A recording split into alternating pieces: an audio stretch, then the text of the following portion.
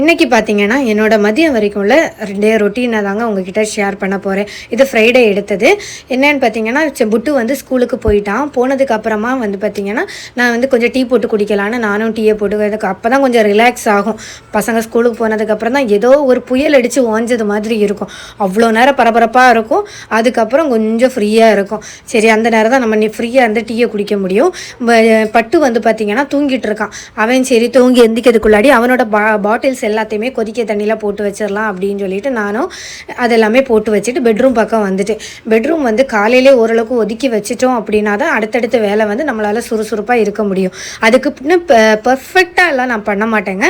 என்னால் முடிஞ்ச அளவுக்கு நம்ம பார்க்கும்போது நீட்டாக இருக்கணும் அந்த மாதிரி அளவுக்கு தான் நான் இது பண்ணி வைப்பேன். அதுக்கப்புறமா பார்த்திங்கன்னா அவன் தூங்கிட்டே இருக்கிற டைமில் நானும் ஹஸ்பண்ட் வந்து சின்னவனை புட்டுவை வந்து ஸ்கூலில் கொண்டு விடுறதுக்கு போயிருக்காங்க. நான் வந்து எல்லாத்தையுமே அந்தந்த இடத்துல வந்து அரேஞ்ச் பண்ணி போட்டுட்டேன். பெட்ஷீட் எல்லாம் மடித்து எடுத்து வச்சு அந்த மாதிரி வேலை எல்லாமே பார்த்தேன். அப்படியே நான் வந்து க்ளீன் பண்ணிவிட்டு உங்களுக்கு இன்றைக்கி எல்லாமே க்ளீன் பண்ணி முடிச்சுட்டு எப்படி நான் வந்து ஆர்கனைஸ் பண்ணி வச்சுருக்கேன் என்னோடய பெட்ரூமை அப்படின்னு சொல்லிட்டு நான் உங்களுக்கு ஷேர் பண்ணுறேன். கிச்சனில் அவனுக்கு மேக்ஸிமம் பெட்ரூமில் வச்சு தான் ஃபுட் எல்லாமே கொடுக்குறது. ஏன்னா சின்னவன் எந்திப்பான் அப்படின்னு சொல்லிட்டு நான் எல்லாமே பெட்ரூமில் வச்சே தான் அவனை கிளப்பி விட்றது, ஃபுட்டு கொடுக்குறது அந்த மாதிரியெல்லாம் பண்ணுவேன். ஸோ பிளேட்டு எல்லாமே வந்து பெட்ரூம்லேயே இருந்துச்சு.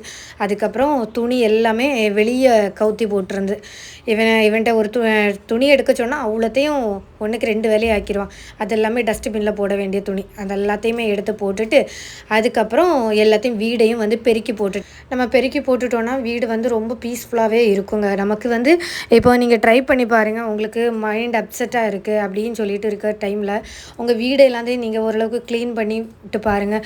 அதுக்கப்புறம் உங்கள் வீடை பார்க்குறதுக்கு சூப்பராக இருக்கும். என்னோடய பெட்ரூமை தான் நான் வந்து ரொம்பவே கான்சன்ட்ரேஷன் பண்ணுவேன். ஏன்னா வந்து நாங்கள் பெட்ரூமில் தான் ரொம்ப டைம் ஸ்பெண்ட் பண்ணுவோம். இதை மாதிரி க்ரீனிஷாக வைக்கிற டைமில் நமக்கு பெட்ரூம் பார்க்குறதுக்கும் அழகாக இருக்கும். அதுக்கப்புறம் நல்லாவே ப்ரெசன்டபுளாக இருக்கும். இது வந்து பையனோட தொட்டிலும் பெட்ரூம்லேயே தான் இருக்கும். அதுக்கப்புறம் பெட்ரூம் வந்து சின்னது தாங்க. நாங்கள் இதுக்கு முன்னாடி 2 கட்டில் போட்டிருந்தோம். இவன் பட்டு பிறந்ததுக்கப்புறம் நாங்கள் இந்த பெரிய கட்டில் வாங்கினோம். அதுக்கப்புறம் பார்த்திங்கன்னா இந்த மாதிரி தான் ஆர்கனைஸ் பண்ணி வச்சுருக்கேன்.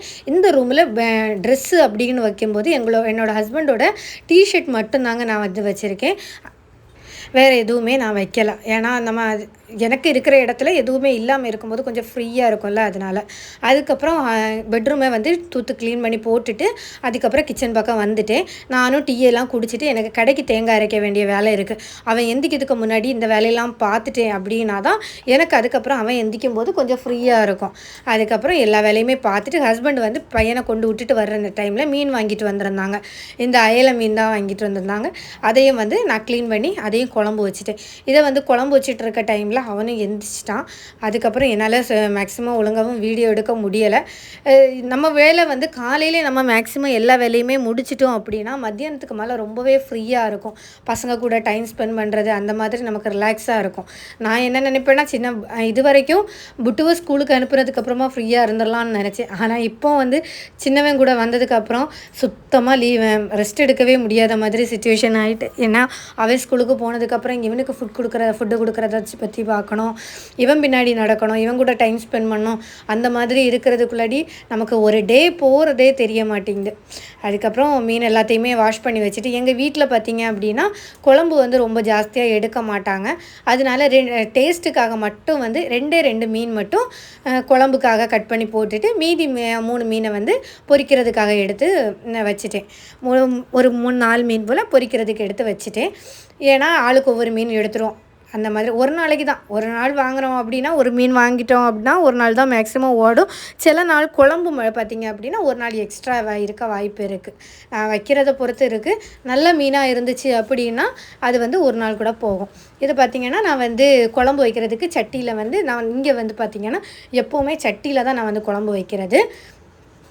அதுக்கப்புறம் மீன் வந்து சின்ன துண்டாக வந்து எல்லாத்தையும் வெட்டிட்டு மசாலா போட்டால் வந்து நம்ம சீக்கிரமாக மசாலா பிடிக்கும் இல்லையா, அதனால சரின்னு சொல்லிட்டு மசாலாவும் போட்டுட்டேன். இது வந்து நான் ஒரு சைடே வச்சிட்டு இருக்க டைமில் என்ன பண்ணேன்னா இது ரசமுக்கும் ரெடி பண்ணி வச்சுட்டேன். இன்றைக்கி வந்து ரொம்ப சிம்பிளாக மீன் குழம்பு, ரசம். எங்கள் வீட்டில் மேக்ஸிமம் மீன் இருக்கும். அந்த மாதிரி தான் வச்சு ஓட்டிகிட்ருக்கோம். உங்களுக்கு வந்து நான் வந்து எப்படி மீன் குழம்பு வைப்பேன், மீனுக்கு மசாலா போடுவேன்னு உங்களுக்கு சொல்கிறேன். ஒரு வாட்டி ட்ரை பண்ணி பாருங்கள். சூப்பராகவே டேஸ்ட்டாக இருக்கும்.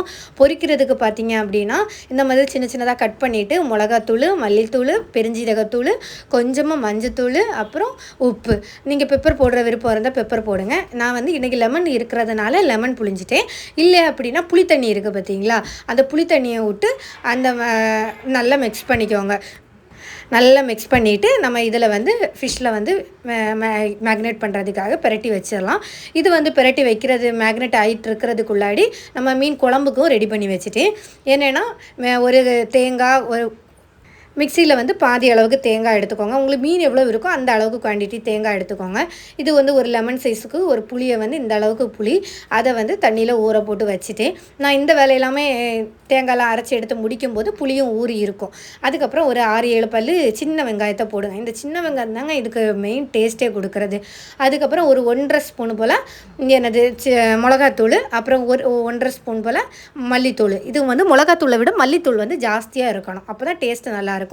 அப்புறம் மஞ்சத்தூள், கொஞ்சமாக வெந்தய பொடி. இதை வந்து நான் வெந்தயம் வறுத்து அரைச்சி வச்சுருக்கேன் மீன் குழம்புக்காகவே. எல்லாத்தையும் போட்டு நல்லா மையாக அரைச்சிக்கோங்க.